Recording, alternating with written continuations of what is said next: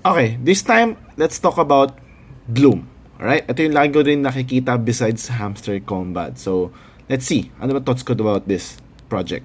So, ang Bloom, it's not really a top-to-earn game, no? Pero nakiki-hype siya or nakiki-ride siya sa top-to-earn meta sa Telegram.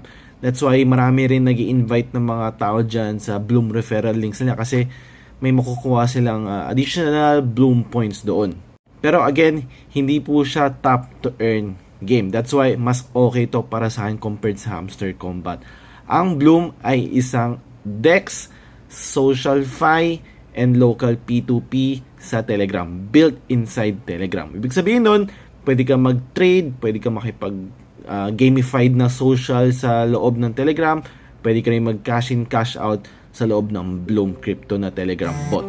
What this means is, yung mga Telegram users na nagki-crypto rin, mas easily accessible yung pagtitrade ng mga ibang coins. Supported pa siya ng over I think 30 chains. So if meron kang gustong bilhin na meme coin sa Solana, pwede mo gawin yun sa Bloom Crypto na trading bot. Pero syempre, hindi pa live yun. That's why meron silang farm top to earn meta para relevant pa rin sila sa current trending sa Telegram. This is way better than Hamster Combat na isang game lang, no? Na isang NFT game lang most probably. Ang Bloom is a utility. It's a DEX, no?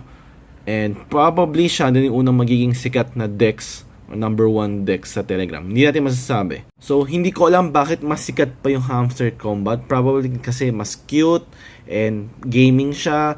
Unlike sa Bloom, mas more of a advance sa mga, kumbaga meron na silang, yung mga taong gagamit ng Bloom or interested sa Bloom ay yung mga may knowledge na about crypto. While sa Hamster Combat, ito yung mga walang alam sa crypto. So if you had to choose one, I'd choose Bloom over Hamster Crypto.